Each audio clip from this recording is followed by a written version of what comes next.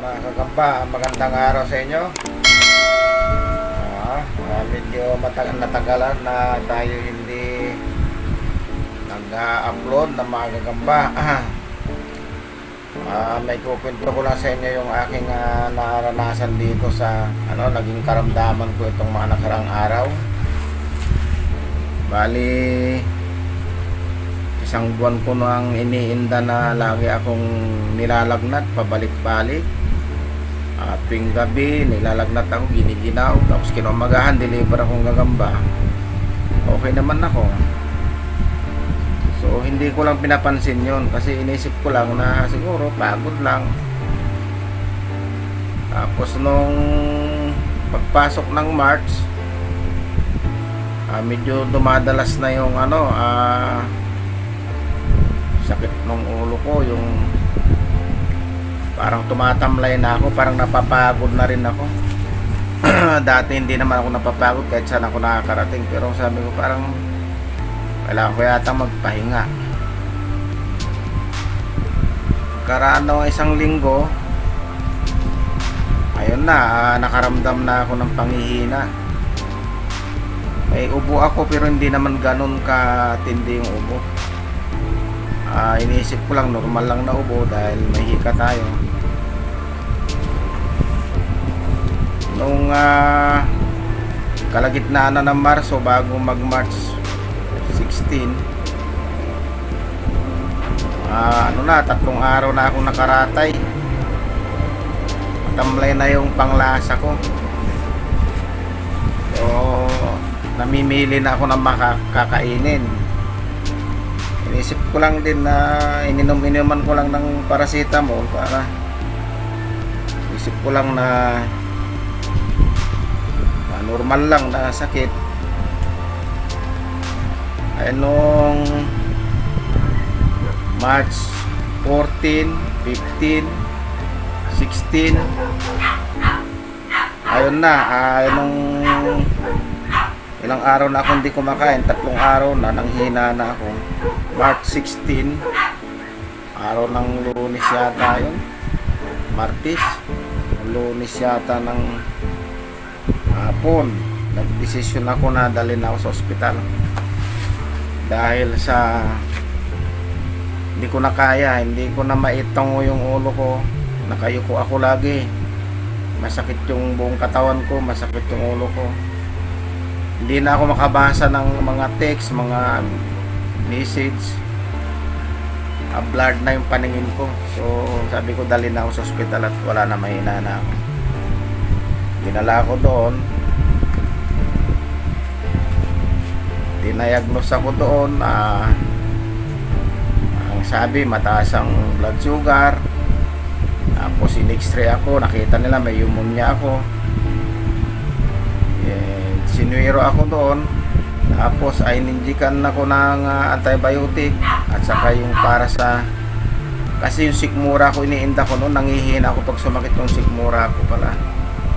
Yung pa isang naramdaman ko, yung pag madaling araw, sikmura ko masakit, pag gutom masakit yung sikmura ko. Iniisip ko ulcer, hindi naman pala. Ang sabi ni Spider Doc, nagkonsulta ako online, naginom na ako ng gamot bago ako nagpa-hospital, yung resita ni Spider Doc. Salamat pala sa Spider Doc sa pag-antabay, sa pagkalalay sa anak ko paano magpainom ng gamot sa akin. Ayun, nalaman nila may pneumonia ako dun sa ospital. Nung Lunes ng gabi ako dinala, ng alas 7 ng gabi. Sabi sa akin, bago ako kinuha rito sa bahay, ihalo daw nila ako sa COVID, sa mga may COVID. Sabi ko okay lang. Niisip ko rin na baka COVID na yung sakit ko, dahil medyo yun namang yung paghinga ko okay naman, kasi minsan nihingal ako dahil nga sa hika, pero pagka naglibo naman okay naman na yung hininga ko. Hindi ako ginamot ng ospital ng Makati. Dinayagnos lang ako, pinaupo ako sa wheelchair ng 28 oras. Tapos pinalabas ako na hindi ako gumagaling. Ganun na hospital na ngayon mga kagamba. Hindi ka gagamutin. Idadiagnose ka lang, mga laboratory mo. Tapos yun, na pinalabas din ako, na lupay-pay ako, hindi ko maitaas yung ulo ko, mabigat yung ulo ko, masakit yung buo kong katawan dahil hindi man lang ako pinahiga. 28 oras akong nakaupo sa wheelchair. Dahil nga ang sabi nila sa COVID ako, pero nakita ko yung sitwasyon doon sa level 2 na pinaglagyan sa akin. Nasabi nilang COVID, wala namang COVID doon, puro mga emergency naman ang ipinapasok doon. At saka pagka sinwabtis ka after 3 hours, nalaman nila may COVID ka, tanggal ka kaagad doon, nalagay ka agad sa isolation. So at saka doon naman sa loob ng hospital, hindi naman kami dikit-dikit. Bali 8 bed yung yung PT doon sa isang section sa level 2. Tapos may mga naka-wheelchair din na nakaupo doon sa gilid. Malalayo naman ang distansya. Habang naandun ako, may 3 nagpositibo sa virus. So tinanggal ka agad doon. Ako naman, sinodpis ako. Sabi ko nga, mas maganda na lang kung positive siguro para i-admit ako para gamutin ako negative naman. So ang nangyari, pinauwi ako na hindi ako pinagaling. Pag uwi ko rito sa bahay, pagkaraan na naman naiuwi ako ng gabi ng Martes.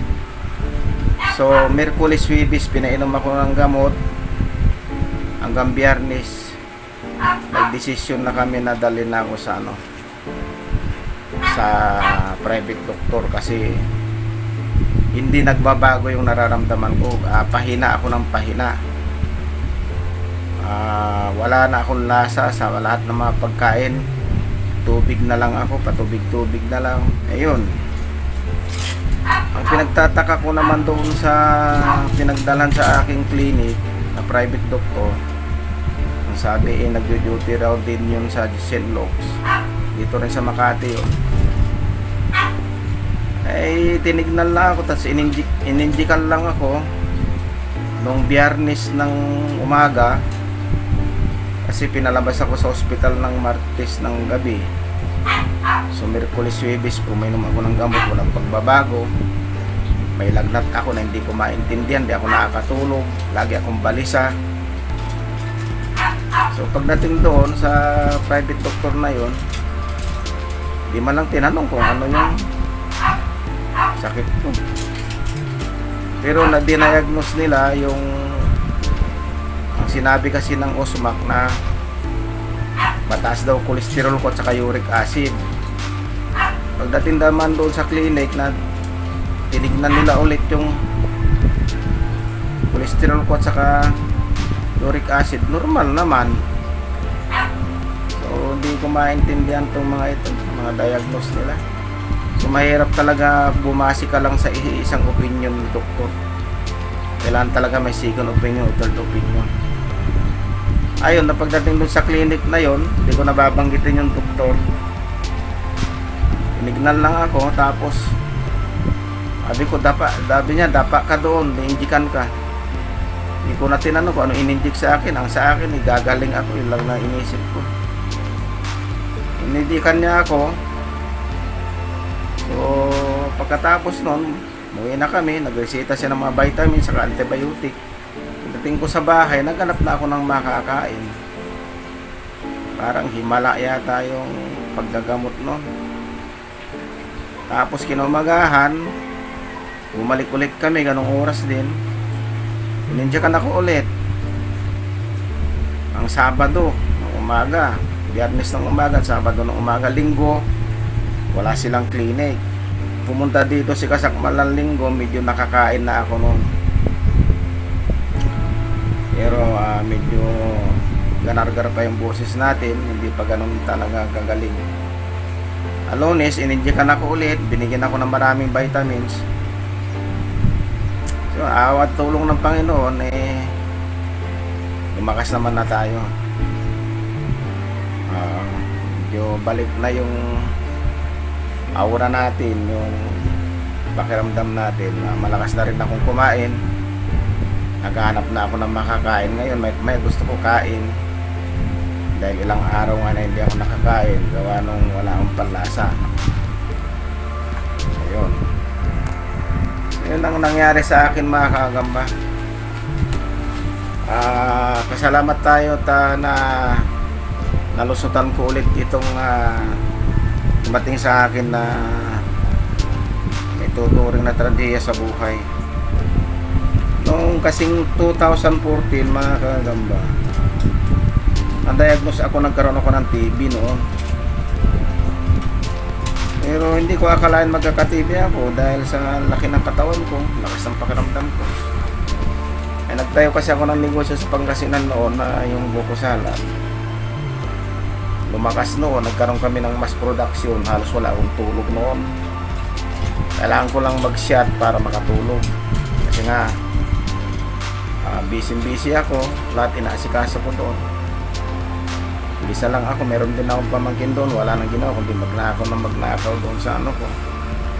Kaya tinutukan ko lang, wala. Nung nagkasakit ako, napabayaan ko na rin. Yun ang history nung aking kalusugan. Sa mga susunod na araw mga kagamba, kwento natin yan kung paano nagkaroon ako ng sakit. Saan ko ba nakuha yung sakit ko na yun. So update lang sa inyo mga kagamba, okay na ako. Hanggang sa muli, pagkatapos nitong Holy Week na ito ay gagamba tayo ulit. Abangan nyo ako ulit dyan na magiging active na naman ako ulit sa social media mga kagamba. Yung mga iba dyan na gusto ng gagamba, pagka-active tayo ulit, bibigyan ko lang kayo pag pumunta rito. Pasalamat tayo mga kagagamba kay sa mga tumulong sa akin, Spider Doc. Number 1 na kay Spider Doc sa pag-alalay niya, pag-monitor niya. Kay Binsonye, si Spider Channel PH, si Kasapi, maraming salamat sa iyo. So binigay mong pinansyal, ayan yung confirmation na pinadala niya. Saka sa kay paring Mage 1111, si Midi Salamanca na nasa US, isang subscriber natin, manunood natin mga kagamba. Salamat sa iyo pre, sa ibinandala mo na malaking bagay yan sa pamilya ko. Dahil sa totoo lang hindi naman ganun kalaki ang kita natin sa gagamba. Kaya pagka hindi tayo kumita sa loob ng 2 araw sa gagamba, zero na naman tayo mga kagamba, wala na naman tayo pambili ng Milo to. Salamat sa mga dasal para sa akin. Maraming salamat sa inyo lahat, mga nagmalasakit kahit sa papaanong paraan. Sa mga message nila, nababasa ko naman yung lahat. Mga nagmi-message na nagsasabing pagaling ako. Maraming salamat sa inyo lahat. Balik tayo ulit sa after nitong pandemic, ay itong lockdown na to, iira na naman tayo ulit ng sunod na araw at tatalakayin natin yung ibang paano ako nagkaroon ng sakit. At tatalakayin natin ang gagamba, yung ano bang naidudulot niya sa kalusugan ng tao. Yun lamang mga gagamba. Maraming salamat. At palain tayo lahat ng may kapal.